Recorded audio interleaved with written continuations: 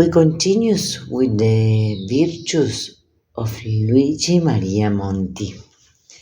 He explained how important he felt they were for the good of the Institute. After the lesson, Monti would take the opportunity of giving some further religious instruction.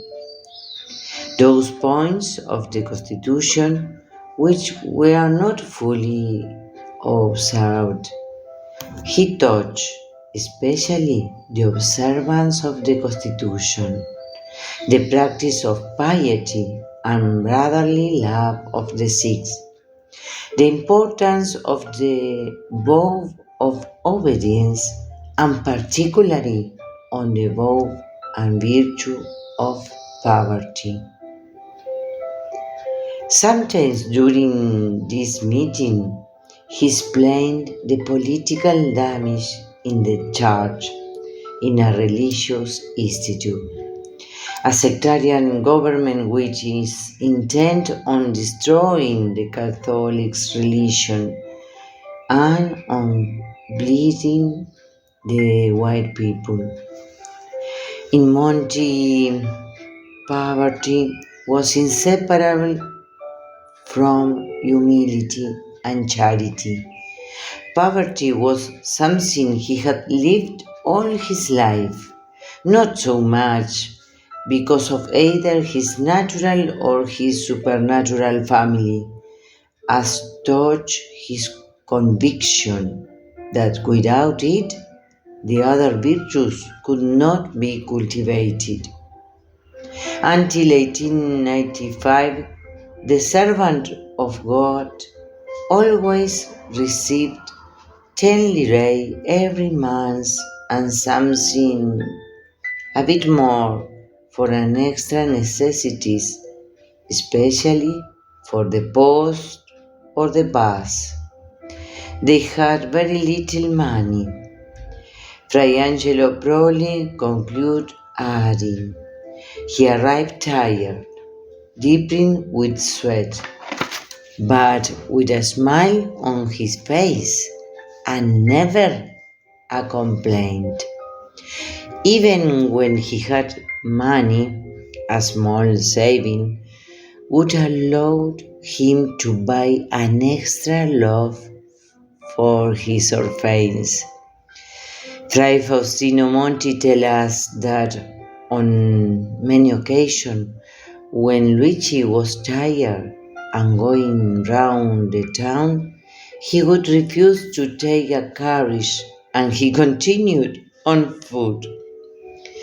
It was clear that it was above all the spirit of mortification that motivated him to do these things and which found him in that heroic practice of poverty a discreet and certain ally. Convinced of the fundamental value of poverty, he practiced it in person and at home in a franciscan's manner. His clothes were clean but poor and shabby.